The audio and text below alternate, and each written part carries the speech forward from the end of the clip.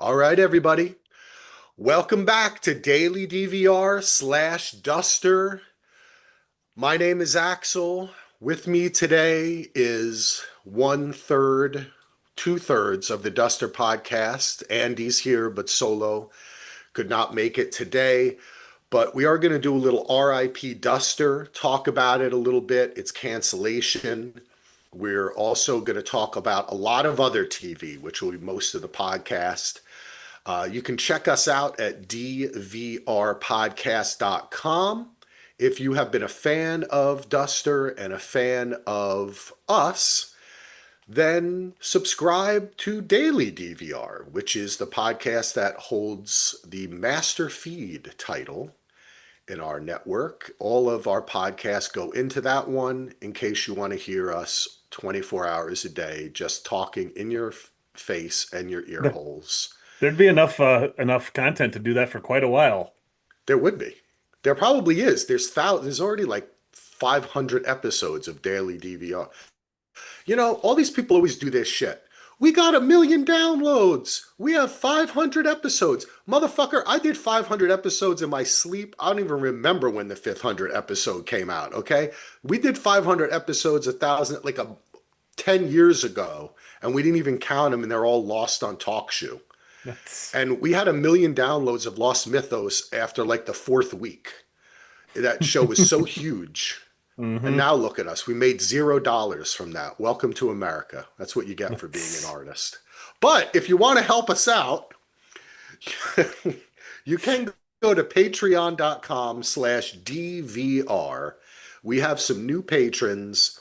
Listen, we have some classic old patrons. First of all, I want to, of course, always thank Kellum and Gina and James, our all-time three greatest patrons who without which this podcast network literally would not exist. Thank and you, Jenny, Gina. add Jenny in too. Jenny, we add Jenny too. Jenny, we love Jenny. And Heath Solo. And Brett. And Brett, yeah, And Brett. But particularly just for the Patreon, Gina, Kellum, Grandpa James, thank you so much. Your support has been amazing. And everyone too. I mean, Bill Cava, my friend Derek has been a patron since day one. I always am a patron of his Conspirituality podcast, which is awesome and very much in need these days. Everybody who is a patron, we love you. And we support other people too, like our friends One Mike, our friend Gareth, who's doing Dissecting Dexter right now, our friend Julian over at Tower of Babel, our friend Elton over at the Grand Prix podcast, as well as the Black Dog and all the other great shit he does. So I always try to take our Patreon and everybody that's our friend, we support them. So if Bubba and Catfish ever come out with a Patreon, we will support them. But end of that, let's talk about it. Last week, I had to add a coda to our final Duster podcast because as I'm literally about to hit publish, I look on my phone, Duster is canceled. Andy, how did you hear the news? How did it hit you? Some I came through on my Facebook feed or something. Disappointed, but not surprised. I guess in this era, usually stuff it gets renewed right away. And we recorded, I think, on Tuesday. I think the news came out on Wednesday, Yeah, and I still hadn't heard anything. And I'm like, this is not a good sign. And I mean, I don't know. My bit like I texted you guys that the thing I'm most glad about, at least that we recorded our last podcast before this news came out, so we weren't eulogizing it on the show. We were super complimentary, and we were just excited about the show, and it would have made for a yep, much different, darker show. Because I keep thinking back to like even though it wasn't announced at that time either, Westworld, when you and I did that last Westworld show, and it was depressing. Part of that was not because we kind of figured it was going to be canceled, but that ended a lot differently too. But those pods are never as much fun as when we can talk about how much we love the show, because I still love the show. So yeah, yeah. I'm going to totally agree with you. When you said that, I was like, Andy, you're totally right. I'm so glad that we got to talk about the finale with a lot of hopes, right? hmm And a lot of thinking about the future and not just being sad that it was canceled. yeah. Um, but I am sad that it was canceled. I was actually I was kind of depressed for like a day, and that's not like me. That really isn't like me. I'm a very Yeah. practical person. Like when, like I don't get upset when like people die on a TV show or me, I'll be like, oh, it's a choice. It's cool. I like it. Or my team loses, like, I'm a Jets fan. They suck. Do I get upset? No, not really. I mean, come on, it's a football game. And I knew that this show, when we even said it was probably most likely going to get canceled, but it really hit me. And I'll tell you why it hit me, Andy, because obviously we have a new administration in the White House, okay, with a gentleman I call Trumpito. Other people call him other things. I call him Trumpito, little Trumpito. Um, I and what we're seeing is he basically extorted Paramount into paying him $16 million so they could have a merger, right? Over this 60 minutes BS. He's doing it to other people, and it's a sea change, right? Because conservatives believe that liberals have influenced the media for too long and blah blah blah, right?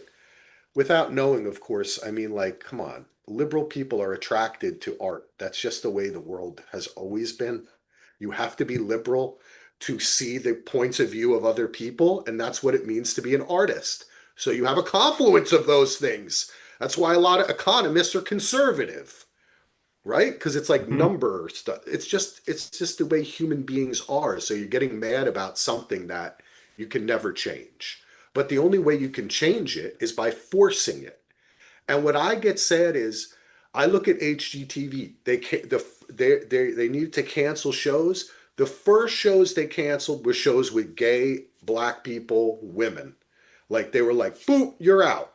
You know what I'm saying? Like, so it just kind of worries me in this day and age. I'm not saying that Duster was canceled because of this, because actually I don't think it was. I don't think but was it a factor in the balance sheet of the type of show we can get rid of while we renew another type of show? Like literally they canceled Duster, and 6 hours before they canceled Duster, they announced they were doing a new spin-off of The Big Bang Theory, That might have been the most depressing thing that I read about that whole thing. right? I think part of it too, like I read and there's a big deadline article about it when it was canceled, and there's some stuff buried in there that I mean, and I know that's not always accurate. Sometimes it's, but like one of the things it says that it was shopped around to all the streamers already, and they all said no, thank you. It also the thing that really struck out to me though is it said the options on the actors expired quite a while ago because this was filmed so long ago. Yep, yep, And when that happens, I think they knew for a long time they were never going to. I mean, that would yeah, like the lack of marketing for it. Did you ever, unless you turned on the Max app, how often did you see any marketing for Duster? I never did yes, at yeah, all. no. I agree. I I think it agree. was dead before it even aired, unfortunately. Ando, I agree. And that's economics. Yeah. See, I don't want people to misinterpret what I started talking about, because what I wanted to finish by saying is what your point, I'm glad you pointed that out, because that is the reason it was a holdover of a Max show on something that's now HBO Max in a company that has had zero wins for a decade. And Zasloff, the only thing he can be happy about, the CEO, is now Superman was a big hit. But if you look at the numbers, it actually wasn't a big hit overseas, and it's not. So it doesn't have anything to do with creativity. It's about numbers, is Yeah. basically right. So they knew, you're right, Andy. They had already invested the money in this show. So there was no reason to dump more money into it, because probably a lot of the sets had probably been broken down.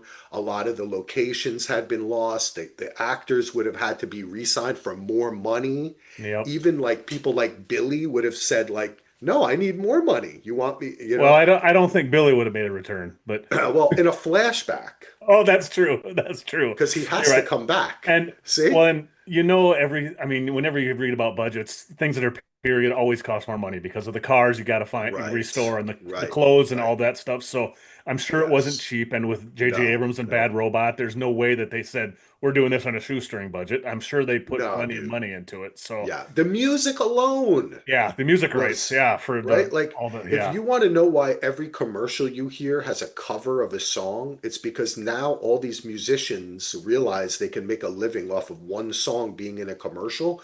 So yep, they charge a lot of money for it's not cheap anymore. hmm It's not like when Tarantino could go back and get stuck in the middle with you for $50,000. yeah, You know, now that would cost $500,000 to play that song. hmm So all of these factors contribute to this happening. But the thing that makes me sad is that this show was very diverse. It came from people who cared about diversity, equality, inclusion, things of that nature. And now the show's gone. It may not have been canceled because of that, but that certainly didn't help it get saved. yeah. And it's not likely that another show like that will soon be on our airwaves. You know what I'm saying? So these type of shows that have diverse cast and that have that stand up for these type of things are going to be last in line to be saved, and they're going to be last in line to get greenlit. I And mean, for Christ's sake, Bravo is running the McBee dynasty now, which I don't even actually want to know what that is. it's like it's actually I covered the first season with Amy, but it's just I'm saying that you're seeing a confluence of these cultures, right? Well, and the thing I think that's even sadder about it is it's good. It's a good show. Yes, And thank you. like you said, Yep. it's people that are the people that are making it, take the time to care to make it good. Where there's lots of other shows of all, I mean, even shows that have some shows that have great diversity that you tell they don't really care about the love Oh, and care that's they put totally into their true, show. Andy. That's So it's totally true. that's my And biggest yeah, yeah, disappointment with it is that you can tell the people that made it just from talking to Latoya for an hour when we did that. It yeah, was you could tell she cared and everybody that works on the show cares and oh, it's like I said, the quality. That makes me sad to think in the future when they're looking at greenlighting shows, they're going to be like, well, why waste the extra $500,000 to get these couple things, these details right because it doesn't pay yeah, off. Those yeah. details are what makes the show great in a lot of ways. So Yes. that's what really makes me sad about it. Andy, I 100% agree with you.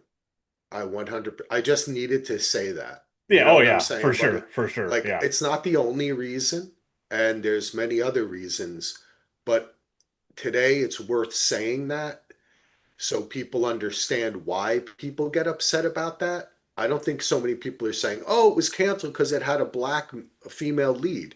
There are other shows that have black female leads on television. There's not a lot of them, but hmm they also tend to be on, say, BET or a station. For it to be on HBO is important. You know what Yeah. I'm saying? It's more mainstream. So I appreciate that. As far as the money and everything goes, it points to something else too, like you're talking about, Andy, which is the real, overall, the real enemy, of course, is Wall Street. Because all of these shows are being, and the streamers and all that stuff, they because Wall Street was into the streamers, all these companies just threw billions of dollars into making TV shows and gave all these creators carte blanche. Oh, you can do it. Why? Because Wall Street's buying. As soon as Wall Street's not buying, right? And Yep. these mergers are starting to happen and people realize, "Oh, wait a second. You mean you actually have to make money?" Right? Yeah. It's like Yeah. it's a little bit akin to the in an economics way, like the bubble of the internet in the late 90s, hmm where all these streamers were not making money. Like they were losing money. Yeah. They were not the money they were charging us was not enough to pay, Yeah. and the ads were not enough to pay for the programming. So now the chickens have come home to roost. You're going to get a lot of cheaper programming Yeah, is they what were. we're looking It's at, Andy. basically what they were doing. It was called the loss leader in business, where you purposely undervalue your product in order to get people in the door, and Yes, a then loss leader. Yep. that's what they were trying to do, and with the hopes of and probably looking at projection charts that weren't very accurate, saying, well, we'll have 100 million subscribers in a year, and then we can raise the price by $1. Then all of a sudden we'll have 500 million in income, and it'll Yeah. pay for all these shows if we get all this content on the. Yeah, it's Because that's not, because you know why, Andy? There's an unlimited number of people yeah, who just want to constantly watch television, which yeah. there's not. Mm-mm. That's the funny thing. It's like Netflix has 200 million subscribers, and they're like, we could have more. I'm like, 200 million people subscribe? That's a lot. Like, There's a ceiling to how many, and there's no way for yes. constant growth. It just Yeah. isn't. It's like a person like me, Andy. I am never.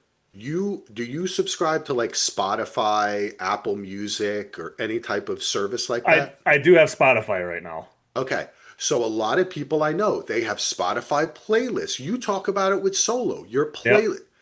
I am a person who would just this does not even like it just goes, I have never subscribed to a music service. I have zero interest in subscribing to one. Well, and I'll tell you why I do that actually, because when I was growing it, well, much like Solo, besides DVDs, I also collected CDs all the time, and I would or cassettes before that, and I would buy when I like something because all the radio stations around here before the internet sucked. It was all you heard the same 10 songs over and over again, so I would buy everything I listened to, and then I realized, you know what? Instead of paying $30 a month for CDs, I'll pay $10 a month for my Yeah. music, and that's why I did that, and it's just Yeah. easier for me. But yeah, I totally get you're right. You're a person that's never going to do that, and there's a lot of people like that for Netflix Right. or I know Yep. lots of people that don't subscribe to any streamers, or maybe Yeah. they'll have one tops, and it'll be Netflix. Well, we do have some people on the Oh yes, Facebook, on the YouTube. YouTube Sam chat. says, "Why do you think it was canceled? Cost, lack of viewership. I hope because of J. I hoped because of JJ's involvement will be renewed." Yeah, we kind of covered that. I think it's a confluence of events, Hmm. and unfortunately, the thing. Oh, Forever Friend says we in New Mexico enjoyed working on the production. That's cool. That So is they very might. cool. That's Yes. what you see stuff like that. It's like when Solo and I interviewed what's his name again, Jeremy Bitsui from Oh yeah, Breaking from Bad yep. and Better Call Saul, and it was talking about how like they created a whole community there to Yeah. shoot.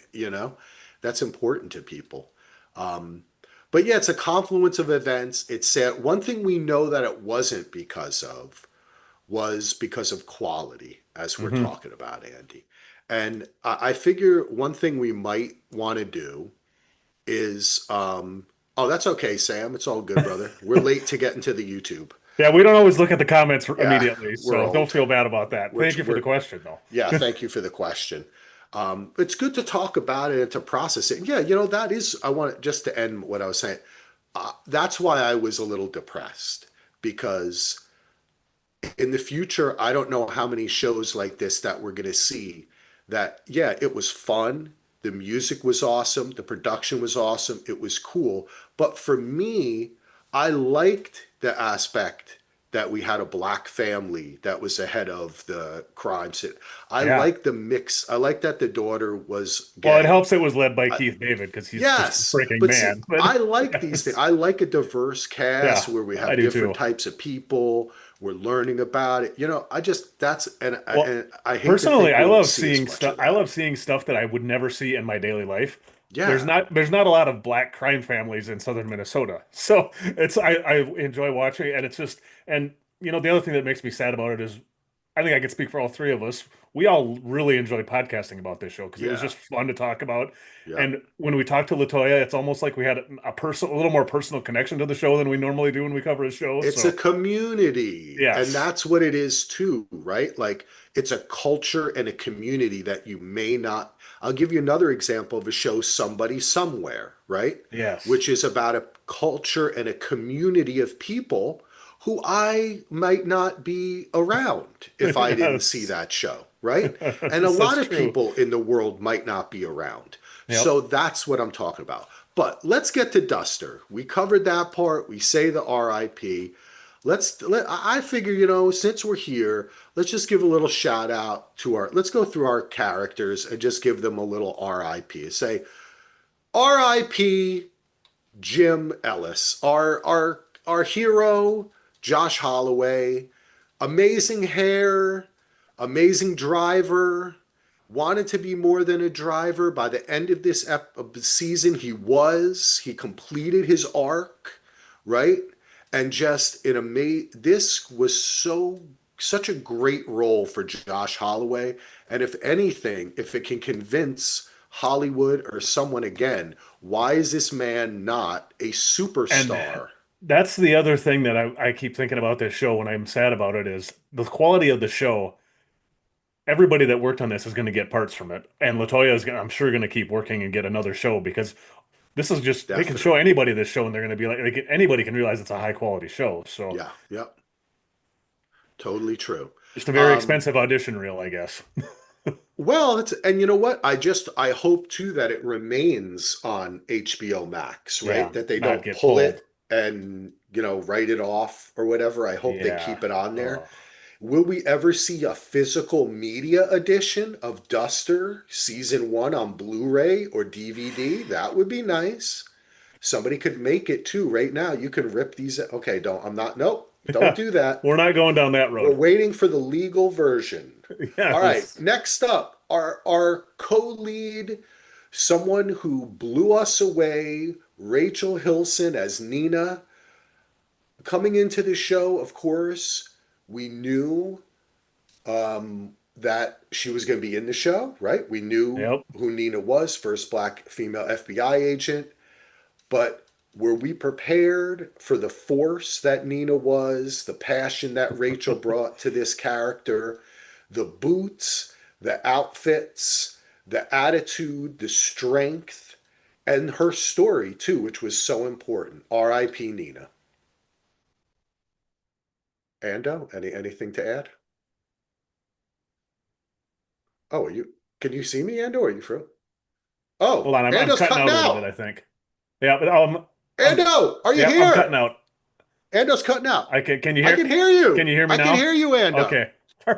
Perfect. I had an unstable internet Oh warning came up there no. for a second, so I think I'm okay. If That's not, good.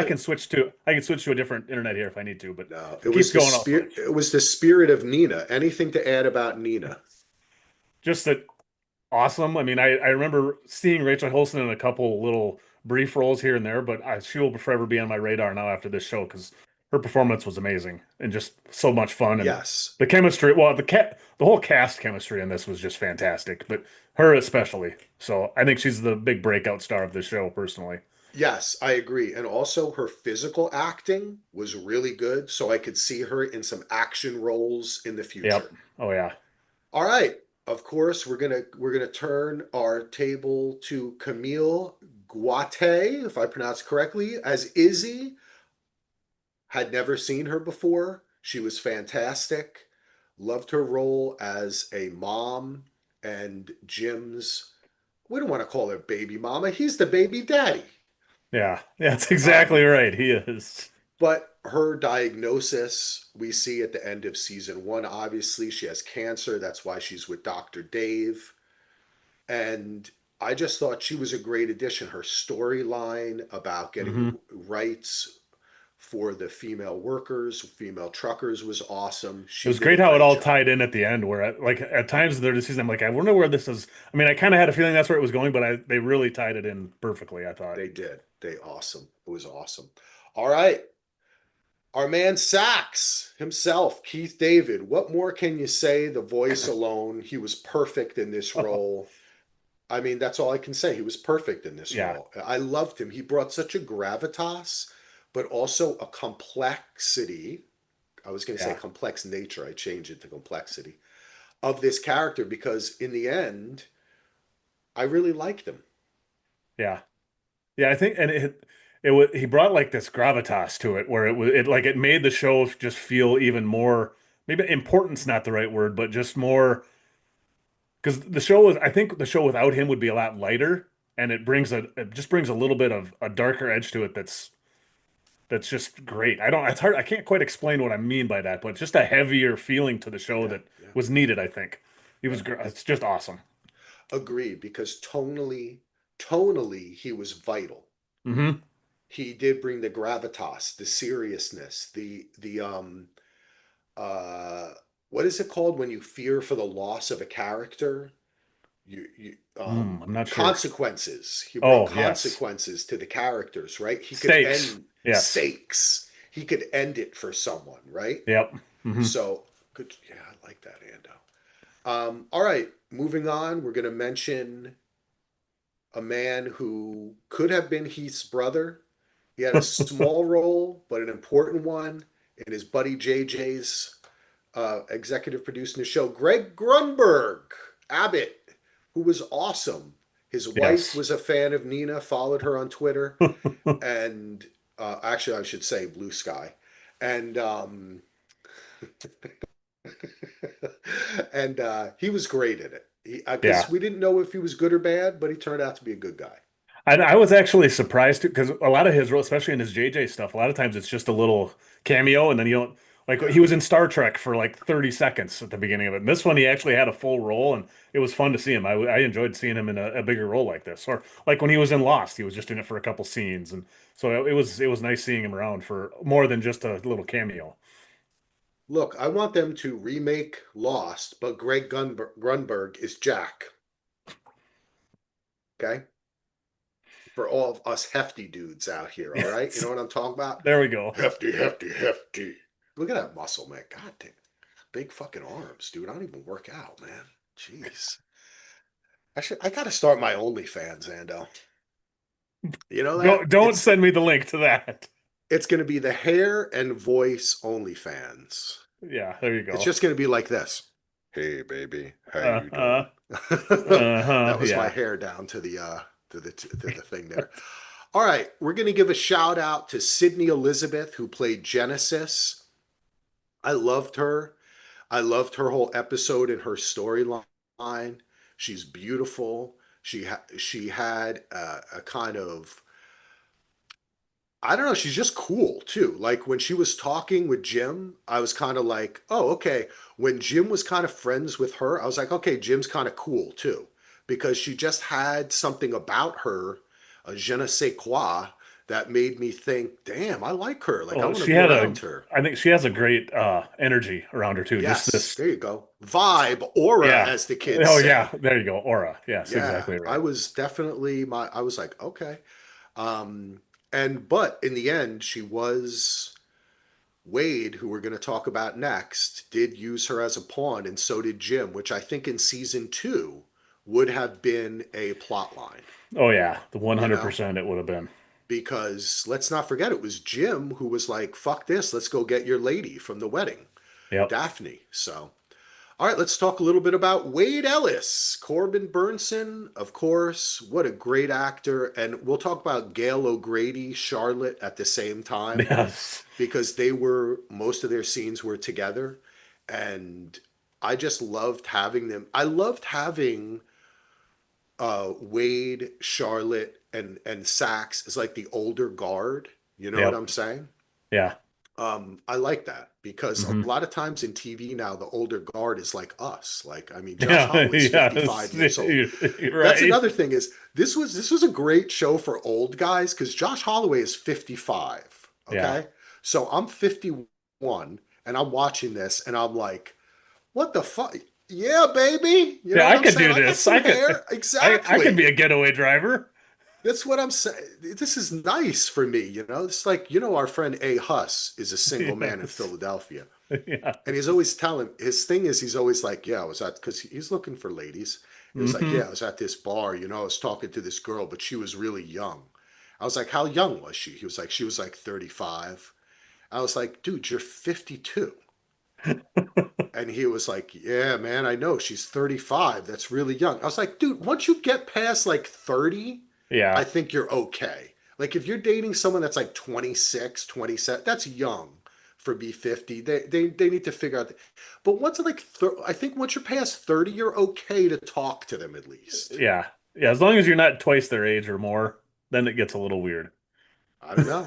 Hey, let me tell you something. If there was a 30-year-old woman sitting at a bar and Josh Holloway saddled up next to her, she ain't going to be saying bye-bye. That's true. She's going to be talking to him. Yeah. This gives us hope, Ando. I But let's get back to Wade. Heath loved Corbin Burnson, and it was a joy to me. One of the things I love in the podcast is lit because Heath is such an actor. Like when I start talking about camera angles and DPs and directors, I'll get all tingly and I'll start getting into it. And it's like an awe inspiring thing for me. Uh-huh. And that's the way Heath is with the actors. Yeah, So to especially hear when he him, loves actors, yeah. yeah. So that's why I love listening to the film list. Um, Wade was perfect. There's no other way to put it. He played this character right down the line Hmm. because he loved sax, but he loved his son, but his other son had also died. Yeah. And the line that by really Gail came around to being more of a help to Jim and Nina than a Well, I mean, and hindrance. I think in our eyes too, because I think when we first introduced to Gail's character, we're like, "Oh my God, she's a bitch," and this is way over the top. And I think we just didn't see it, kind of like Billy in a little way, but where we saw different sides of them later in the series to help us. Because I mean, I loved her from the beginning just because of how annoying she was, but even by the end, it didn't feel like she was annoying anymore. It just was like, okay, yeah, you see her point of view, and she was just great, and a little Yep. comedic relief from her too, which was nice. Great. Yeah. And I love the whole backstory that Charlotte had, the posters they Yes, created. See, that yes, was fun when we were talking to Latoya and she was talking about creating that fun stuff. And yeah. I was like, okay, I love that too. That is Hmm. so fun. Like, even when we did Smokers, I tried to make up little bullshit backstories and stuff that Yeah. didn't even appear in the film. Uh-huh. That is really a part of filmmaking in general is people do not realize the amount of backstory and work it goes into creating a fully realized character. It's not always like that. It's not always like that. There are actors and there are situations in which magic can just happen. Like, Yep. we had no fucking idea what we were going to do. I said, get me a jacket. And I put the jacket on, and all of a sudden I was the character, right? Like, you hear stories like Yes. that all the Yeah. time, right? Yep. That happens. But you do the proper way to do it, the way you're taught to do it, because it's like building a house. You have to build characters and a movie and a TV show is to create this backstory. So that was so fun for me. And I like that it gave the whole series a history, right? Yeah. From day one. We knew, Yep. oh, what happened with Wade and Sax? Oh, Nina's dad. We get the flashback of it. So, Yeah, the whole world, physical and just history of the characters was so fully yes. realized. That's part of why I love the show so much, is it's just such a fully realized world that in every respect of every aspect. Yeah, definitely, dude. Um, Benjamin Charles Watson as Royce. What an interesting character. Gets his Yeah. heart. Jim saves him in the first episode. Weird mood swings. Hot for Nina. Just interesting. I could see this guy in particular playing a convincing serial killer. That's I want to see what else he does because he Yeah. seems kind of like a chameleon that I can't really I have a feel for all the other Yes. actors, and with him I'm like I wonder what Yeah. kind of stuff he could really do. He seems like a guy that could really do something cool. That I mean He everybody does does, here, but he doesn't he? just has this intangible thing that I can't quite put into words. He's a Canadian actor. He was in the third season of Designated Survivor, and he was in a web series. He was born in Jamaica, He was but I also in guess two he episodes of immigrated to Snowpiercer. Canada. Oh, I really like him. And I think that he kind of has like a baby face, but he's handsome too. You know what I'm Hmm. saying? Like, I think that, and that's why I say the serial killer, because as he showed in this series, he could like be all smiles and nice, but then kind of turn and act a little strange, And be you can be know? threatening at times too. Threatening. Yeah. So it's yeah, he's an interesting actor. We'll have to keep an eye on him, I think. I dig it. I dig it very much so. Um, all right. Who else? Who else? Well, Well, I've been waiting to see how if you can pronounce the actor that plays Awan Bitsui's let's see. I don't know if I can. Let's try. I'm gonna Agent try it. Here Bitsui, we because he's go. one of my favorites in the show too. Awan is great. His name is Azavak Kustachin. Yep, I think that's right, or close to it. Yeah, Ku- he's yeah, that's what I say. yep, Yeah, and mainly he's been mainly been a Canadian. We talked about it a little bit, mainly a Canadian actor, and yep, hasn't done much in the U.S. yet. So I loved his character. I loved that he had his big moment at the end. I he's one that too. I hope gets more roles in Hollywood because I want to see what else he can do. yeah. Me too. Oh wait, ooh, she's a director. His mom is a director, award-winning filmmaker, PhD. Interesting. Cool. Yeah, his mom's made a lot of stuff. Good for him. So he grew up in it. Yeah, he'll be around. I look Hmm. forward to seeing all these people around. Yeah, Um, of course, Donnell Logue, we didn't get a ton of grooms, but what we got was awesome, and it was a yeah. very interesting role for him too, almost unrecognizable. Hmm. I liked that he wanted to play this role. He has always been a favorite actor of mine. Of course, good Irishman, nice Irish name. He kind of looks like he could be my cousin or maybe my brother or He something like does. that. Let's I be never thought honest. about that, but you're right. Well, dude, I remember one time my friend Beerble's cousin, Alop, came up to me and he was like, if I was casting a big Irish guy, I would cast you. He was like, the first time I saw you, I was like, that's that guy. That's Irish. You know Yes. what I mean? He was like, you are like an archetype, but it's not me. It's just many people that look like me. And he Yes. falls under that rubric as well, For you know? sure. That's, And you're for a right. lot of his early career, he did play kind of, I would guess that if I had become an actor, I would have played similar roles to Donnell Logue, Hmm. you know? Maybe some strung out guy, maybe drank a little too much, right? Wow, this Yeah. hair gel's working good, Yeah, Ando. it is. You've got it going Um, on today. he was great. I would have liked to seen more of him, but he was fantastic. And the shootout in the barn with Yeah. Putty Oh, was yeah. great. That was Um, awesome. yes. So, well, there's so many people on the show. I don't think did we forget I think any there's two biggies? other ones we should call out. Okay. Evan Jones is Billy Mahoney. Yes, we talked so much about Yeah. Billy, my namesake. I loved him, and he got shot in the eye, and he went ape shit in the last episode, which I thought was so fun. Yeah. I mean, I'm sure we're going to see tons more of him. And the other one that I don't know if she continues acting was Adriana Luna Martinez, who played Luna, the little Yeah. girl. She Oh, was I hope also so. excellent, and this is her only acting role so far. So hopefully she stays in it because she was awesome in this too. Yeah, that's great. Yeah, I hope so too. She was fantastic. She was very natural, and I could definitely see her getting more roles. Yeah.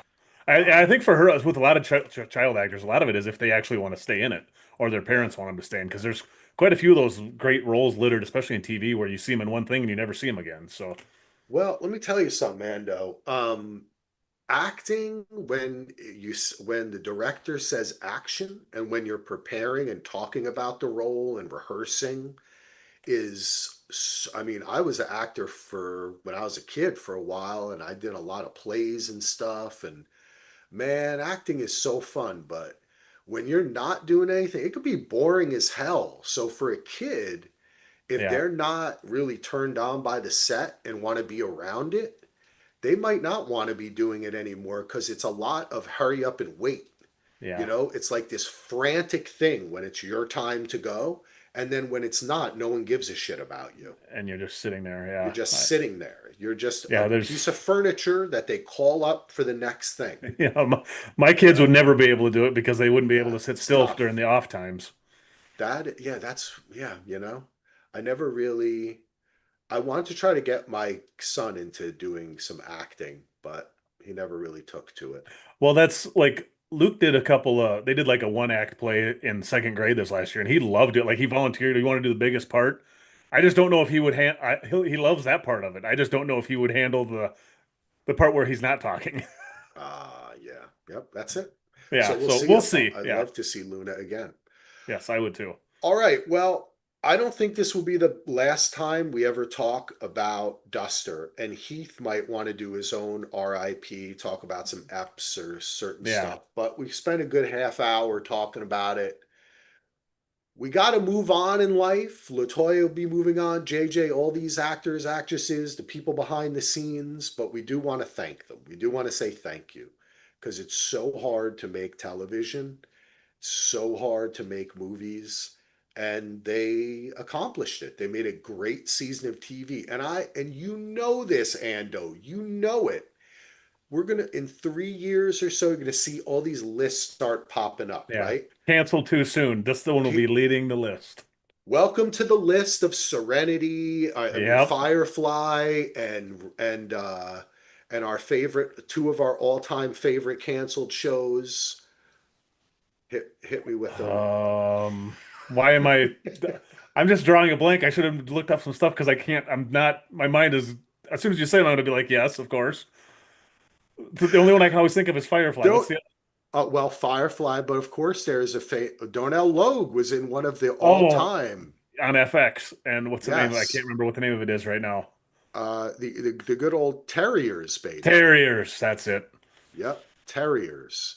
And what was the show on AMC? It wasn't Rubric. It was Rubicon. Rubicon. Well, and Yep. the good news is that the people that were involved in those shows, especially the creators and writers, have all went on to bigger and better things. Yes. Yeah. So, like I say, we'll see more of Latoya, I'm sure, and obviously more of JJ. That's Definitely. he's never going to be stopping. So, Oh yeah. Oh, but and so and to those people that worked in New Mexico on the crew, hopefully there'll be more shows coming, and that community can thrive in there. So yeah, R.I.P. Duster, we loved you. I also want to say thank you. The last thing to do is, of course, say thank you to everyone who listened to us, everyone who joined our uh, Duster on Max Facebook group, which surprisingly, like twice as after it got canceled, like twice as many people joined the group. I guess yep, they were trying to see, hey, did it get renewed or anything? So unfortunately, yes, now I know Ada on our Facebook group started a petition to save the show. yes, A lot of people signed it. Rosemary says we finally got Josh Holloway back. Don't do this, HBO. Kevin agrees. Mary agrees. Taylor says another great show butchered. Man, this and The Bondsman deserved more. That was kind of a fun show, The Bondsman. And Duster was just like Driver, parallel lines from back in the day for Xbox. Taylor says. Denise agrees. Thomas is upset. We can't let this show just roll out after one season. So we had a lot of comments. Heidi, Joe, and also Tim, Daniel, just Lynn. So yeah, many people. Just Mark. Keep on going. Jennifer, Kevin, Norma. All these great people on the Duster Facebook page just expressing their love for the show. So you can always re-listen to the podcast, folks. yep, Or and rewatch the rewatch the show. show. You Yeah, could do yeah, that too. I mean, I'll be re-listening to the podcast, but if you want to rewatch the show, you can do that. That's yeah. another thing. If you feel like it, if you If you got feel time, like it, you yeah. can get close to it. You'll know our shows are longer than the actual That's true. show, so We like tripled the amount of content that they it's had on TV. it's So all about the community, folks. And while yes, you're there, go to patreon.com/DVR, become a member, like some of our new members. Let's see, we got a new member. Wait, I always like to see who is our new member. I don't want to be on a chat.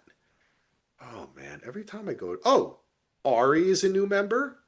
Joshua is a new member. Jennifer? Oh, Andy liked something. And of course, Joe and Joe Bear's mom. Now, save let's the best keep for it moving, last. Ando. Yes. Uh, we've been chatting for like 45 minutes, dude. Yeah, I figured our Duster eulogy would be 10, 15 minutes and we'd be moving on, but it's a good show. Good to talk about it. It deserved it. We'll put this up on the Duster feed too, Yeah. so people can listen. So, recently, you and I both watched on HBO Max the film Sinners by Ryan Coogler, director of Fruitvale Station, Black Panther, Creed. uh, Creed, starring Michael B. Jordan, famously of The Wire, Creed, Black Panther, many other things. Yes. Um, and this was a huge hit, I think, for what the budget was and for it being an original Yeah, horror drama. it's like the biggest original box office in like 20 or Yeah. 18 years or something like that in the United States. So huge hit. Very cool to see. What were your impressions of Sinners? We'll talk, and we will talk spoilers for Sinners. Let's talk spoilers, Ando. This well, I we've talked Ryan Coogler and Michael B. Jordan a few times over the past, I think, and I think generally I'm a little bit bigger fan of him than you are in most times. And I was Of excited to who? watch this. What's that? Of who? Who are you? Of Who's Coogler your bigger? and Michael B. Jordan, I think. You're probably right. Because I think we had this talk over I want to say it was one of the Black Panther movies at some point, but so I was excited to see this. I did not see it till it hit HBO, and I watched it the first weekend, and I really wasn't sure how much I liked it right away. And the more I thought about it, the more I liked it, and I actually rewatched it again. I've watched this movie Wow. twice. I really loved this movie. And I know you're a little cooler on it. I saw you and Tony on Facebook taking it down a little bit, but Tony doesn't like anything mainstream, so it doesn't surprise me that he kind of crapped on it. But You know what? um, Tony might not like the mainstream, but I like Tony. yeah, I know. Oh, Just I wanted to say love that. I interacting with love you, Tony. Tony. So I thought it was really good. The second time I watched it, I really liked it. Even I liked it a lot more. I think it's very good, and a lot of it actually does a lot of the same things that Duster does, where it takes a lot of historical things and interjects them into this. A lot of this stuff is actually historically accurate, even though obviously everybody knows the vampires come in at the end. But they're actually even weaved in earlier in the story than I thought they were because I didn't really notice the what was going on in the beginning parts of this. So I I liked it a lot. I don't know. That's kind of my initial thoughts on it. The filmmaking I think is excellent. The acting is Yeah. excellent. I am a big fan of Michael B. Jordan, even in the movie or the show that he's in is not good. I always think I like his energy and I like his screen presence a lot. So having him in dual roles, which I thought he was great in both because you a lot of times when an actor plays two roles of a twin role, they're not really differentiated. And I thought these two were very different characters, even though I could tell all the time which one was which without having to look to see who was wearing the blue hat and who was wearing the red hat. So I thought that part was great. I don't know. Why don't you talk a little bit, and then we can go back and forth here on this one. Um, I loved watching this film. I especially loved the pre-vampire build up to it because it was so real and kind of visceral and dusty, and I love the way it was. Sweaty, I thought it was very Yes, sweaty. sweaty, Yeah. and everything was, it was like bleached because it was so hot and the sun was there and they're Yeah, kind of picking. yeah, the kind of sepia tones and Yes, yeah. thank you, Andy. Great. Sepia tone. I love that it was so black, all the characters, the culture, the history, the time period, the clothing. Michael B. Jordan, I am a huge fan of his. I love this guy.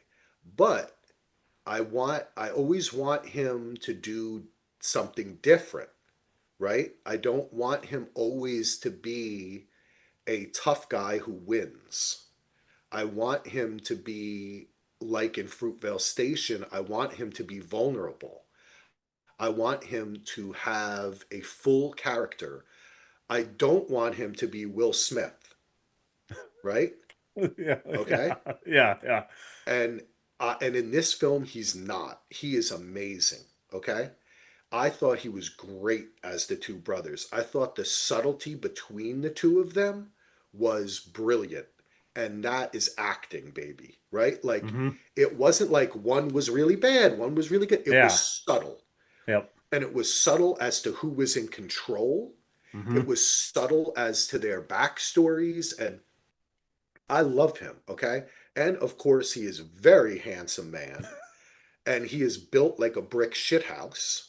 His Yes. shoulders are so wide, so he's great as an he is a great action star. He just is. You know what I mean? Hmm. Like he's become that.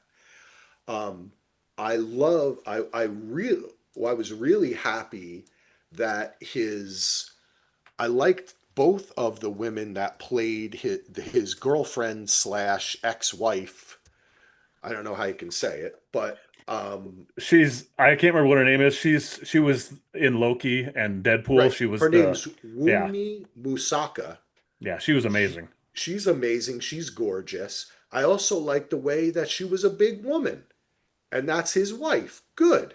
You know what I'm saying? She wasn't, but his Haley Steinfeld plays the little hottie, right? The little like quarter. I guess she was like a quarter black, Yeah, she which I said thought was her interesting. grandfather was black. Yeah. Right. I thought that was interesting as well. Everything about it I thought was so interesting and cool in the filmmaking. But I felt that once the vampires appeared and the plot is rolled out about, and this is spoilers, we're getting into spoilers, folks, so I want you to see the movie. But I think we're like an hour into the podcast. It's all right to talk Yeah. about spoiler talk.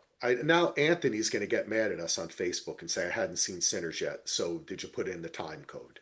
I'll try to remember. I'll try to remember. Just Um, skip ahead if yeah, you haven't. exactly. Yes. Like Bubba says, skip ahead. But for me, the problem arose when the vampires, the Irish vampires, and we all know that the Irish started the KKK as well, folks. Okay, there's a point here. All right, I'm Irish, I can talk about it. Um, Once that aspect was brought in, I didn't I felt that the film went from something that could have made some kind of great statement and been kind of like really made you think to something that was kind of uh I don't know. I don't know how to say. It's not boring, but it's just kind of the obvious choices. And when he comes back in the end and guns down all the KK, it could have just I had a vision in my I'll tell you what my vision was, Andy, okay? Yes, I'm very curious to know what. Okay, Yes. I'll tell you what my vision is. When my Irish brother comes up to him and they go through the whole rigmarole of are you going to let us in? And then he's like, fuck this shit, I'm just going to the door. And he's like, listen, I've been put down. You've been put down. By the way, the only reason you're allowed to have this juke joint is because the guy who gave it, rented it to, sold it to you, is the grand wizard of the KKK, and they just wanted you to fill this up with black people so they could come kill all of you motherfuckers, right? But come join me and we'll kill them because I'm not a racist. I'm a vampire. And part of being a vampire is I feel like an outcast. I'm trying to tell you, yes, I did kill your brother and some other people that you love, but I'm a vampire and let's do this together. And at that point, I really wanted like one of the people to turn to each other and go, just say something because they had already shown the dance part where it kind of flashed to the future. And Yeah, I I wanted thought that someone scene was amazing. I that love was that really scene. cool. Yes, but I wanted that to happen like the vampire. I wanted him to be, I wanted that to clue into somehow the vampires being able to see the future and then to him to say something like, think about it. Is it really going to be that much better 100 years from now? They're still going to be killing us. And then flash to like Rodney King, like all this. You know what I'm trying to say? Like try to make a point like that. And then they go, let's do it. And then they all become vampires. And then, like in Tarantino style, they kill the fucking KKK. And then it's like part two vampires are taking the White House next like black vampires. Then they turn on the Irish guy and they take him out, right? So it's like black vampires are now going to rewrite American history and take out all the racist Okay, well, KKK people. Coogler did say when he made this, he was writing it. He was not writing it with sequels in mind. Oh man, So the vampire Vampire White House is, I don't think was ever in his mind. I guess I didn't, that to me, that sounds like it's even more obvious, like inserting the I know. OJ You're and some right. of that stuff in it. But So somebody could have did, somebody could, but all I mean is that, I don't know. I just felt like I wanted something to happen where I questioned it. Like, huh, you know what I'm saying? Where that didn't happen in the movie.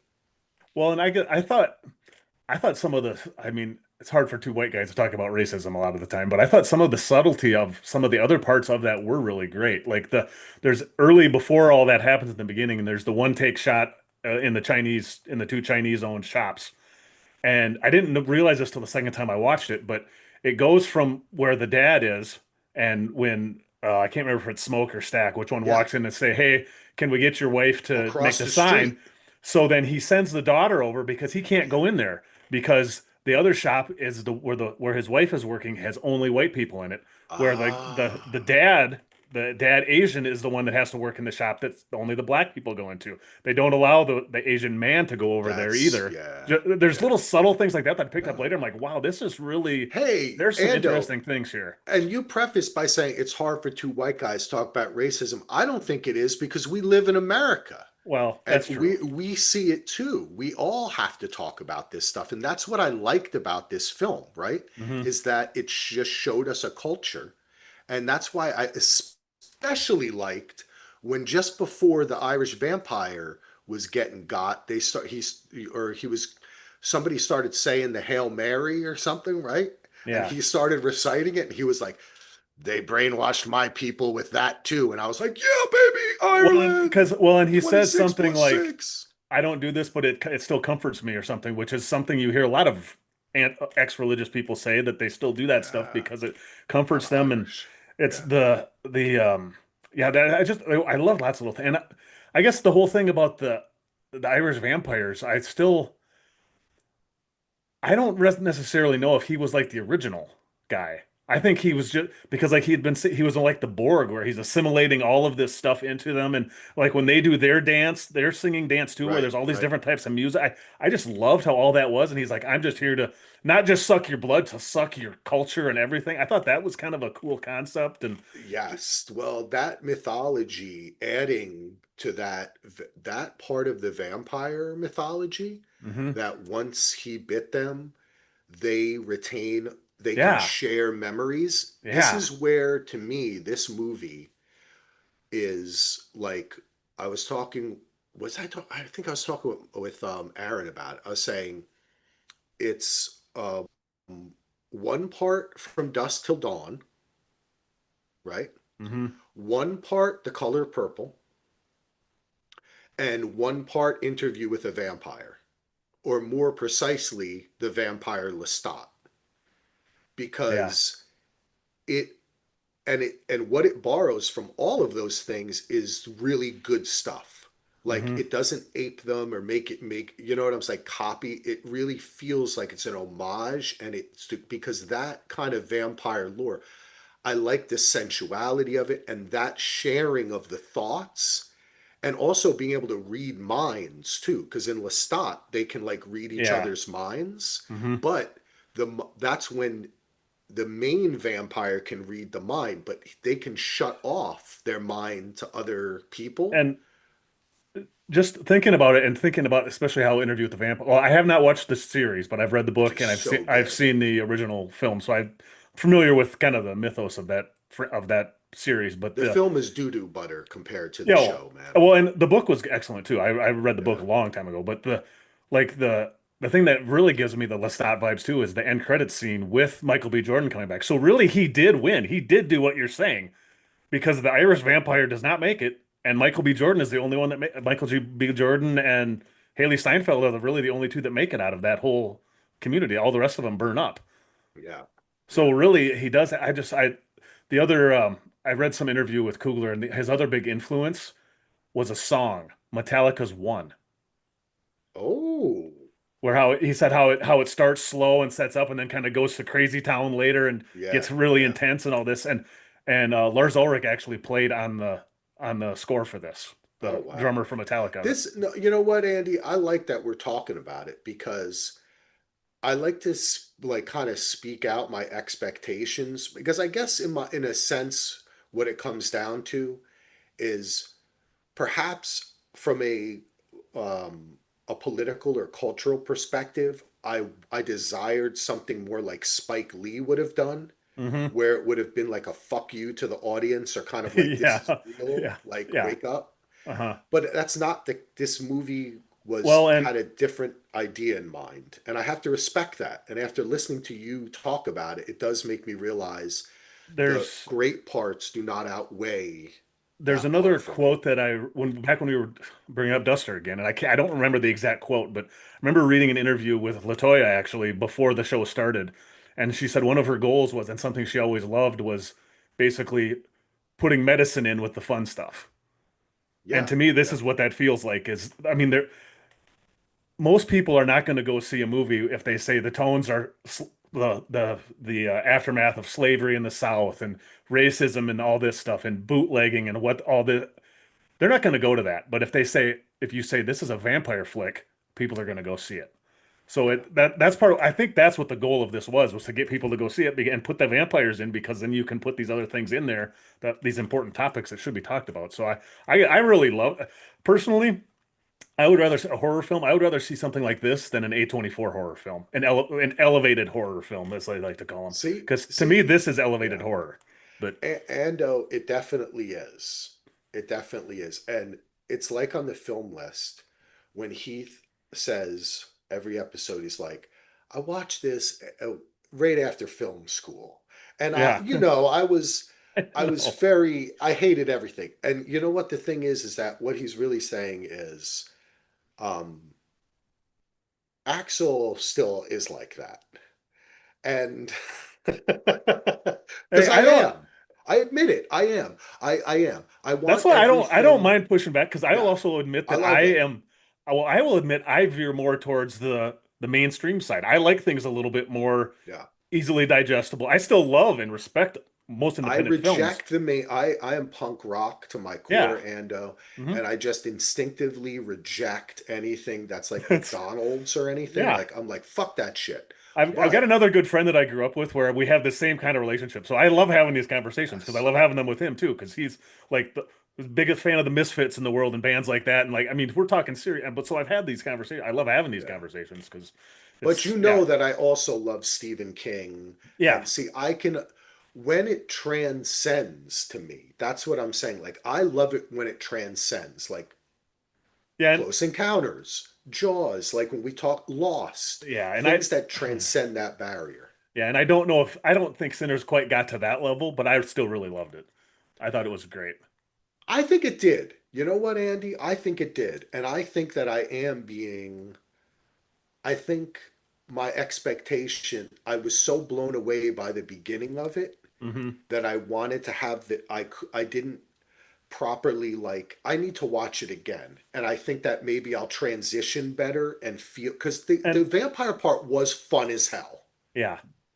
Well, and there's other little things like I jotted down a few notes in case we ever talked about this, and there's other little things that stuck out to me. Like there's little tiny moments, like when they first open the speak or the juke joint, and one of the guys walks in, customer walks in and wants to pay, and he wants to play part of it wants to pay with the plantation money Yeah. and with the wooden coins, and the one brother's like, let's just take it because he's been working his ass off all week. This is all he has, and the other brother, we need U.S. dollar. We can't take this, and they're like, this is all these people have. We need to help you Yeah. those kind of things that you don't think about how that's how things used to be there. And Yeah. there's tons of little touches like that. Or like this is still during Prohibition. Prohibition was repealed a year after this movie takes place. So like when they go up to Delroy Lindo, I just love Delroy, always loved Delroy Lindo, but when he's the alcoholic, and part of the way they bribe him is because they've got real Irish beer and Italian wine that they ripped Yeah. off from these other gangsters. That was the other thing. Like if you wanted to go sequels, you have the gangsters Yeah. come after them, or the little stuff with the Choctaw guys hunting down that vampire that's running in broad daylight, burning up. Like there's so many little. I just love this world so much too. There's so many Yeah. little things that just. So I'm a big fan of this You, film. you, Andy, you have this is why I love talking about, and I love being wrong. And this is an example of me now changing my attitude on it. And I do think everyone I hope a lot of people watch this, more people watch it. I do think it will become kind of like a cult classic type of film. Hmm. And I do think that maybe I just wanted his brother to kill some of the KKK guys too as a vampire. You know what I'm saying? Yeah. Um, the end, we can talk about because you were talking about sequels, but I think there should be a sequel. And I liked how the brother and Haley Steinfeld went and approached the blues player, who, by the way, that kid, I looked that kid up.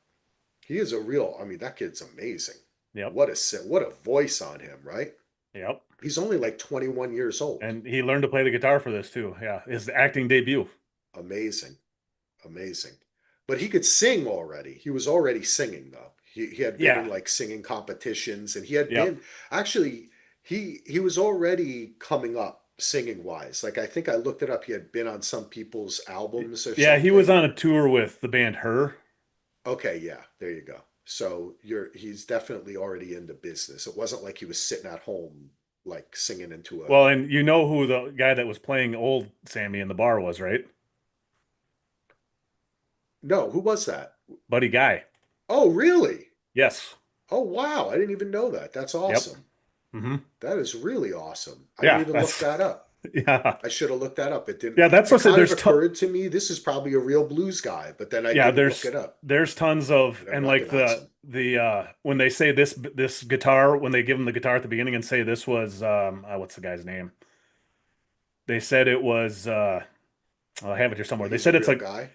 Charlie Payton is a real guy who was a heavy influence Yeah. on Robert Johnson, who was one of Oh, like the myth of wow. Robert Johnson was the basis for Yeah. this story. Because like there was Oh, always that's awesome. there was a myth where he said he sold his deal, he made a deal with the devil for his talent, musical talent, and that's kind of what Kugler See. kind of based this on. And yeah, there's a ton of cool historical stuff Andy about picked this. up on all that backstory that I was talking Well, before, threw it back at me, and made I me didn't love this movie even more. I didn't Now really I pick love up this on movie. I did reading after I because I just was enamored with the world, so I did more reading about it afterwards. So, But that's what a great piece of art does for you. And hmm, that's what it did. It like inspired you to make these connections and think about it and be in that world for a little while. yeah. And now we're talking about it. And so I give this film 4 stars.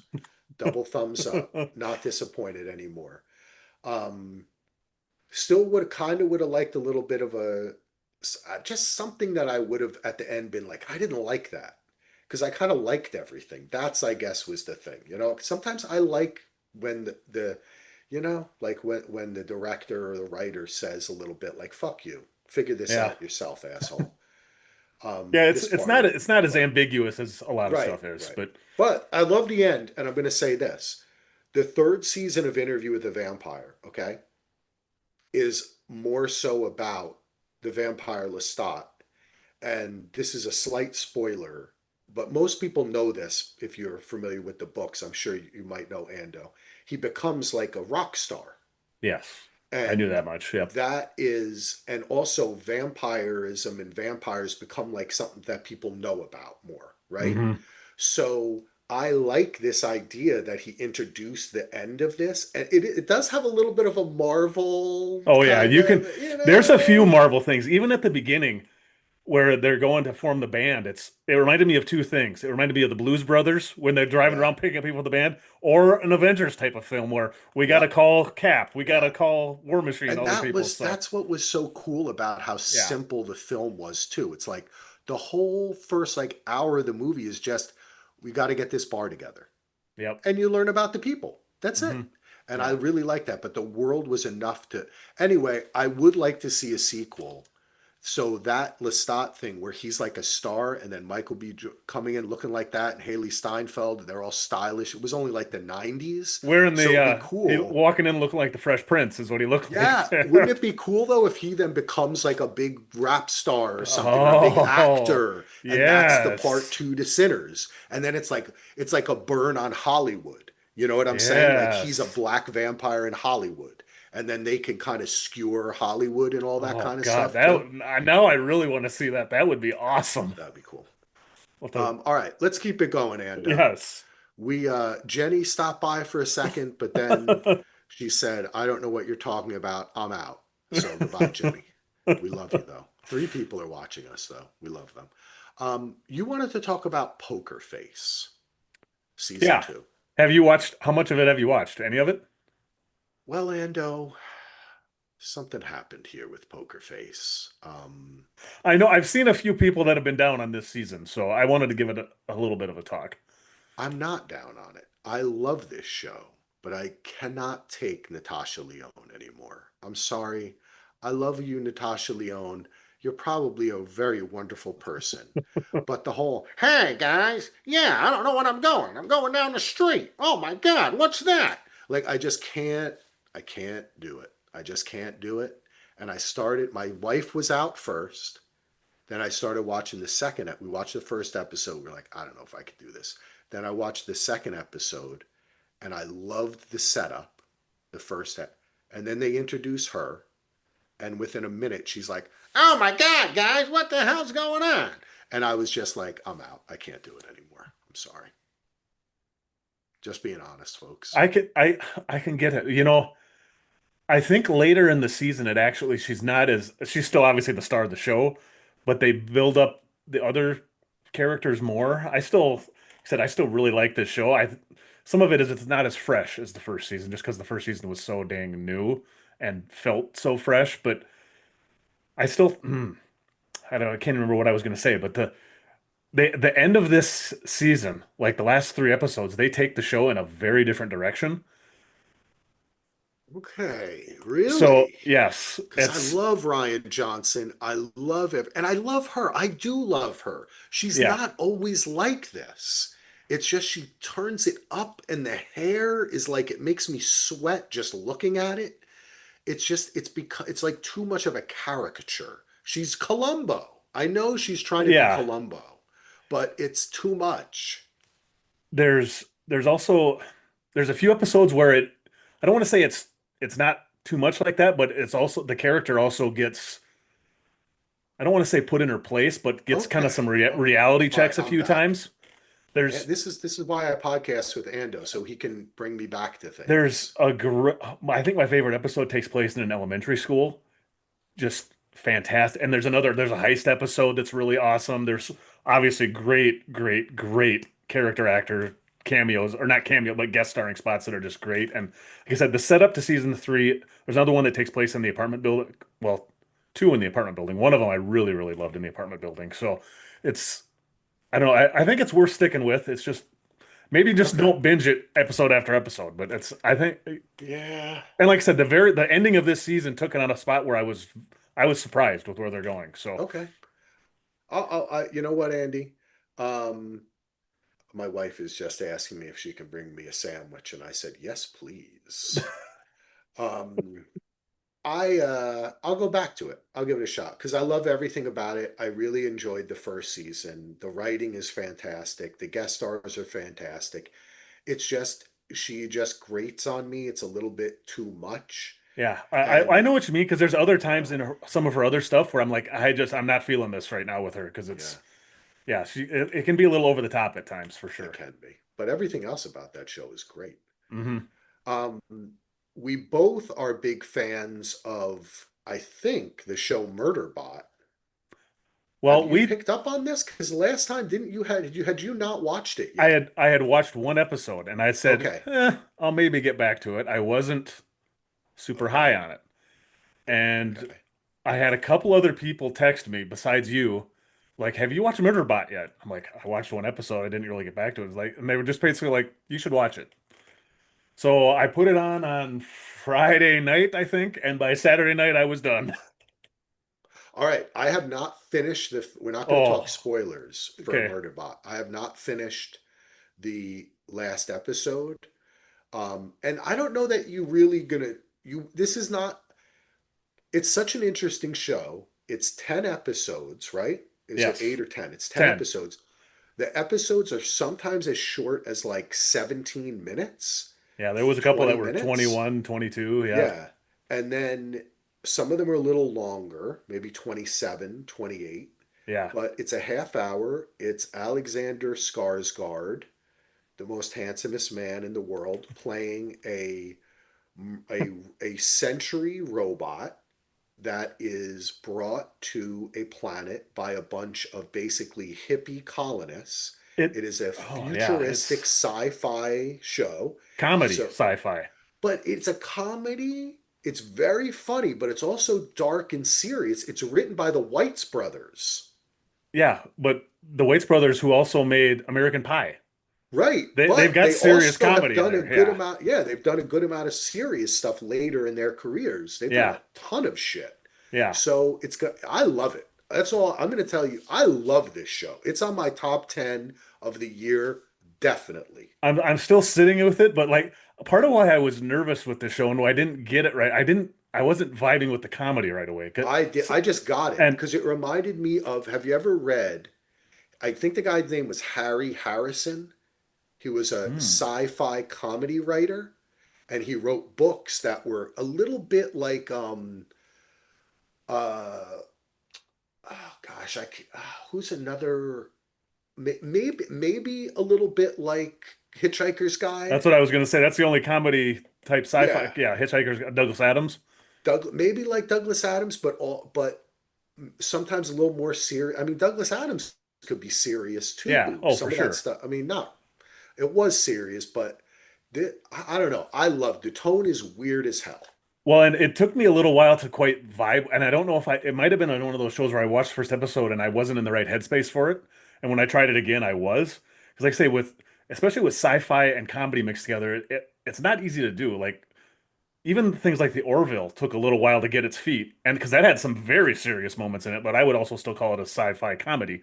But and is the balance of it is really great, and the sci-fi concepts are cool, and it it almost feels like it could be set in the Alien universe, if that makes Yeah, sense, yeah, yeah. with the Yeah, with corporate the stuff and corporate, the yeah. exploring Well, and not. Yeah, it's now that we see the future and we're in it, Andy, yeah. and we look back at what is it, Wayland Yutani, yes. Utani, that is one of the most prescient predictions of the future in any sci-fi film that exists in the history of all filmmaking, Hmm. because and I remember as a kid thinking to myself, and that was a big thing. You're a big sci-fi reader. That was always a big sci-fi thing, that when the corporations take over Yep. space. Yep. So I love that aspect of the show. I love that it's like it has that thing where they're hippies and then they get into. Anyway, people, Murderbot, Apple TV, short episodes. It's so fun. Stick with it. And I think And he's and great. He was the yeah. Oh, perfect person for he's this great. role. The whole cast is, and most of the cast I don't really recognize from anything besides the guy that played, and I can never remember his name right, David something. He plays Oh, yeah. the enhanced human. Yep. But otherwise, most of the cast I haven't seen before, and this one has been renewed for season two already, so there will be more Yes. Murderbot coming. So Yes. There. Well, there's some of the cast, but you've definitely seen what's it, Noma Dumensweni, who plays Mensa, the lead. yeah, yeah, I You've seen her. recognized her. I Yeah, didn't look she's up in the a ton cast, of but shit. yeah, Yeah, David Dashmalchian. Yeah, Das he was Motion. in There you go. what was it again? A night with a Late Night with God, the Devil, yeah, and he was in Suicide Squad. Suicide Squad, and I think he was even in The Dark Knight. I think he was one of Yes, the yep, yep, suicide cops or the guy he that bombed was. himself. Or Yeah, and he is married to a redhead, so we're gonna oh, give him a win-win. thumbs up there. So yeah, Um, high recommend on that Murderbot. I enjoyed it much more than I thought I was going to. Super high recommend on Murderbot. Another Apple TV pl show that I fucking love is Smoke. Brought to you by the same team that did one. I think it was my number two or one show. Ando will know. It was high up there. I think it was your number one, Blackbird. Yeah, on Apple TV. The same team. Dennis Lehane created it, wrote all the episodes, starring Taron Egerton, with the amazing Journey Smollett, who we've Hmm. seen in a ton of shit. She's a fantastic actress. this show, you have to. I don't want to give Well, it away. We're not going to this talk is any. this is what I'll say, Oh, because when we talked okay. about this the last time, I had watched the first episode and I wasn't crazy about it. I was like, yeah, I can tell it's good. You have to watch through the second episode. The hook is at the end of the second episode, and if the hook, And you just said that's it. there's Yep. no way I can't watch it after you seeing the second episode. Yep. At the end, you're like, okay, now I see what this show is. Now I have to stick around. If Yes. I would have watched the first two episodes before we talked last time, that's all I would have said. Because Thank you. that's, You said I didn't want to spoil. You yeah, said it, the hook, because it's yep, not. I don't want to. I would not describe it as a um, big surprise or reveal, or no, it's something that you kind of know you're picking, and then so yeah, it is a. The hook is the right way to say it because then it informs what the show actually yep. Now is. you know what, now you That's understand what's, what's, yeah. yeah. The And, first two episodes are almost a prequel yeah. to the rest of the episodes. Yeah, for sure. Yeah, I will definitely. I'm still not sure how much I love the show, but I'm definitely watching now because I now I know what it is, and Okay. it just took a little while. I knew I noticed. Side note here, I noticed something. I watched the first three episodes of that, and I was watching it on my iPad on Apple TV last night, and I had a little icon pop up that said enhance dialogue. So there was a button I could press where it changes the sound so you can hear the dialogue better, and some of the I've never seen that before as an option. Like a lot of the shows now with all the big sound mixes, if you're not on a good sound Yeah. system, you don't hear the dialogue very well. I was very Right. impressed with that little button that said enhanced dialogue, just Interesting. a small thing I'd never noticed before. So, anyways, yeah, Smoke is. I'm going to keep watching it for sure. I'm not fully caught up, but I'm three episodes in, and I'll catch up now. And also a really great um, supporting cast. Greg Kinnear, Yeah, again, he Greg was in Kinnear. Blackbird. Um, Natari Guma Umbaho, who our friend Gareth just interviewed, who is also in Dexter Resurrection, that we're going to talk about a little bit. Yeah, He has a fantastic role in this. This show is going to be in my top 10 again, too. And Apple TV, you are killing it. You know what? I've never reached out to Apple TV. We covered um, my God, I can't even remember the name of the show with Colin Farrell now. Ando. Is Ando? Oh, am I? Did I lose Ando, or he had to sorry, step away? I I bet you the do close kids are the. here. Yeah, I had to close the door for just a second. So yeah, The So kids arrived home, didn't I heard they? you say something about never reaching out to Apple TV. Yes. What was the show with Colin Farrell that we covered? Sugar. Sugar. Yes, thank you. I should reach out to them because they have all the great shows. And you know what? That's what all I should have said with Smoke. I should give it at least two episodes on anything Yep. Apple TV because it's Two episodes. Now, let's talk about a third. We're coming to the end. I know we've been talking a long time. Your kids are home. I want to get you out of here. We only got like a couple more things to talk about. And very quickly, we can say that Foundation Season 3 is fucking awesome yes, already in one yes. episode. And I almost feel like I hesitate to say this because the first two seasons of Foundation are awesome. But if you jumped in just for this season, you could do it. I think you It's could too. the first two seasons are more together. There, even though there's a difference in those two, it's more together than is this season. Yeah, So, at least but so it's far. awesome. Yeah, Yeah, it's well, and the first two seasons too. It took two, three, four episodes to ramp up into what it becomes. it And this did. one, it's like we're gonna shoot you out of a cannon from the first scene of the season. Exactly. I love it. The casting is great. Lee Pace is Oh, just I amazing. freaking loved Lee Pace. I mean, he was always good, but this is he is so different in this season. I was like, oh my God, I love this Lee. I love Lee That Pace in dude this season. just if I just say put him in everything. The guy can do anything. He is he is now he's American, isn't he? Isn't he from like Texas or something? I want to say he is American, but I will Because I look. was just gonna say he's almost like our English American actor, right? Like he Yep. has that gravitas, as I say to him. He's from Chickasaw, Yeah. Oklahoma. Look at that. Oklahoma. Yes. Nice. And and if you ever saw a picture of him and his husband, they're like the two handsomest dudes ever. But yeah, Oh he God, did. he's in the Running Man coming up too Yeah, he's so good, with man. what's his name? A lovely pace. Yeah. All right, next up, Andy, something that did you want to say? I don't want to talk about any more about Foundation because it's Yeah. just so good. Yep. If Well, you we've know, only you seen one know. episode, so yeah. That's that's so and the money they put into that show, it is one of the best looking shows on television. Yeah. The effects are amazing. They're spotless It's effects on it's that better than a show. lot of movie special effects. Oh, it's better than like the last 10 Marvel movies. Yeah. They need to hire the people that do the effects for Foundation to start doing the fucking huge 30 Yeah. minute battles at the end of Marvel, and you could Yes. actually see what was happening. Yes.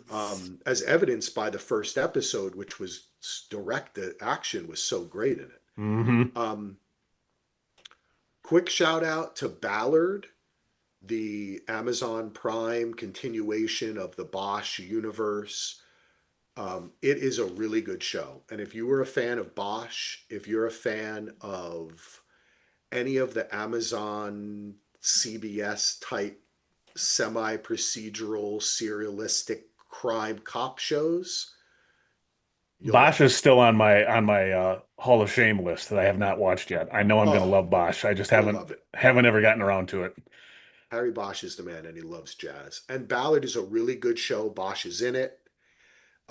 It and the lead, what's her name, Maggie Q. Oh yeah. She's great. She is great in this role. They give you the whole team. I love. My wife and I were like, "Wow, this is really good." Unlike another show that we both started watching and I'm kind of out on almost, which is Countdown, which is like, I hadn't continued because I think I even said when we talked about it a couple weeks ago, I'm yeah, like, I'm gonna wait and see what everybody else says before I watch any more of it. I loved the first episode. But let me just say this, Andy. You know how like an NCIS and all those stupid Chicago Hope, Chicago Fire, all that bullshit, some auxiliary character that you've seen for 2 seconds dies, and they spend 3 episodes eulogizing them and holding up Yep. the flag and doing all this fucking bullshit and talking to their wife. That's what happened on Countdown. And I was like, what the fuck happened to this show? Because the first Uh, episode was nonstop action. And I thought, oh shit, this could be 24. And then they spent an episode and a so, half eulogizing a guy who had a 1 20-second monologue in the entire show before that. so It they just blew got, 80% of the budget in the first episode, and there you go, buddy. okay. It got really lame and really like just cornbread. Like it just got boring. So Maybe I'll now go it back now to it's a it. countdown to the final scene, so you can put Yep. something else on, right? Yeah. And I still don't know why it's called Countdown. Oh God, that's not a good sign. I'm like on episode 5 or something. It's like, when are they going to? I thought it was going to be like a nuclear thing, the weapon count that. It just lost. It was going so hard. And then it just died like Oh halfway God. through the second episode or so. And Hmm. I was just like, I was giving it hope. And then third, fourth, I was like, I think I don't know, I might be out. Because then I did more reading about the guy who created Chicago Hope, Fire, like all. I was like, that's not my Yeah, jam, not dude. no, It's too no. sappy for me. Yep. I like the action parts of those shows, but I don't like the sappiness. Yeah, like when I called it Network Plus, it has to have something special to Yeah, be a Network Plus show, and I still want to yeah, watch it. that's true, man. All right, Ando, what do you want to talk about? Real I know quick, you're going through a I bunch. also finished Department Q, Oh, and we got to get back to that. I'm gonna give I wrote down a little bit of it without any spoilers. This is basically Netflix's version of Slow Horses, mixed with a little bit of something more sinister, like Seven or Mindhunter or Prisoners. So the Villeneuve movie Prisoners. Actor and characters are awesome. It has multiple storylines that you know are intertwined, but you can't figure out how they are till the end. I think this is gonna. I'm hoping this will be renewed. I freaking loved this show. It's a very strong contender for my Okay. top 10 of the year. I think this is an awesome show. I loved what I saw. I told you I watched half of the first episode. I was like, this is Yep. awesome. I love this. I And fell asleep because I'm old. It had nothing to do with the show. kind of like how you said that the first two episodes of Smoke are like a prequel to the rest of the series. The Yeah. first episode of Department Q is basically a prequel to the rest from what comes next, and it's Okay. I loved and there was and a lot of times in shows like that you can kind of tell we've watched enough TV you can kind of tell where it's going and what's happening. It takes much longer than normal to actually figure that out. So I'm actively thinking that the time piecing the puzzle together in my head took longer than it normally does on shows like this. So I thought it was fantastic. Department Q is a very high recommend for me. Awesome. Awesome. I like it. Um, let's see, what else do I We have will here? definitely be Oh, watching it. I did finish The Bear season 4 too, Okay. and The Bear has become a different show. Hmm. Like I kind of said that I kind of thought it was going this way half through when we talked about it the last time, but like season 1 and 2 were pressure cookers. So, like I think you said you guys stopped after season 2, right? Right. Season 3 it started to mellow out. There was still a little bit of intensity. Season 4 has almost become melancholy. I mean, Hmm. it's way more about the characters. It's always been about the characters, but in those seasons it was also high drama at the restaurant. Most of the high drama has it's still there in little bursts, but not the same way. It's it's really about the characters and it's way more focused on family and like your family that you're born into and your chosen family. I mean, that's Hmm. really what's becoming about. This season was a lot of reflecting on the past, forgiving people, forgiving yourself, way more introspective. I still love this. It's probably my least favorite season of the four, but I still loved it a lot. But it's become a different show, I think, than the first two Did they seasons. kill a So lot of the guests? Like, there weren't as many guest stars this season, right? no, no, not many. There's a couple notable ones, but they make a little more sense than some of the ones in season Good. 3, I think. Yeah. Yeah. That's good, man, because like I said, that first season of The Bear, and in general, I think the people who created that show were amazing, but maybe let it die now, right? Like maybe do one more season or something and then move on. It was such a big And hit, and it's really, it's so much is in each episode. It's so well, and dense. the way this one ends, it really feels like the end is coming soon. And I Good. don't know how much more they can stretch it out. They So gotta end it's it, man. yeah, Yeah, I still really liked it, but like I said, it has become a different show and it has very much mellowed out and it's way more of a character driven thing than it even was in the first two that's seasons, which it cool. was. So And then I say to that creator, do something different because you know the guy who did Ted Lasso, he just keeps on making Ted Lasso. And now Apple TV has three Ted Lasso shows, one where he's in soccer, one where he's a therapist, and one where he's a golfer. So it's like, well, how many different Ted Lassos can you have? that's a little unfair to Shrinking, but I love Shrinking a lot. So I love Ted Lasso too, but it's a similar I know, vein, I but know. yeah, you're right. It's not they're very similar, but they're not the same thing. But anyways, that's a different conversation. But um, did you want to finish talking about Squid Game? You had that on your list too, Um, or did you want to talk about something else? I let's save Squid Game season Okay. three because I actually want to talk about it with my son. Oh, cool. And you. I want someone else to be. You saw it, Yes. right? So Yes. maybe you, me, and my son can do a podcast because we still got to get your wife on here Yes, for Andor. to talk about Andor, and we got to get Solo to talk about the finale of The Last of Us. We Last of owe Us. people Yes. stuff. Yes. But let's end today with just a quick Dexter resurrection. Oh, yeah. Oh, we also need to say hi to Grandpa James. He just said hello. Grandpa James, we love you. Hello. Thank you. I think I did say I gave him a big thanks in the beginning At the too. beginning, yeah, I think he might have just Um, logged on recently. all right, it gives him something to look forward to. All right, this is the end because Ando's got to get going. I think for the kiddies, I will say this for Dexter Resurrection. It makes no fucking sense at all, but I love it, and I'm so glad Dexter's back. The show's fun, but The my cast looks God, amazing. It the looks like it's got to be cast is fun. they're having so much fun. It's in New York. They brought back the Sun. They brought back Dokes. They brought back LaGuardia. They're gonna. I think they are actually. They were gonna bring back everybody they can bring back. But let me tell you something. It doesn't make any fucking sense. they're like, he was dead and then he was alive. And then they're like, why isn't everyone knew he was the Bay Harbor Butcher? Oh, no, they don't know. They're not sure. Like, it's really, it doesn't matter though. Once you get past that, which they actually spend too much time talking about. Like they, if it was going to be this ridiculous, they should have just dispelled with it in the first 2 minutes and then just said, "That's it, audience. That's all you get. Here's Dexter." I think it's great, and I think people are going to love it.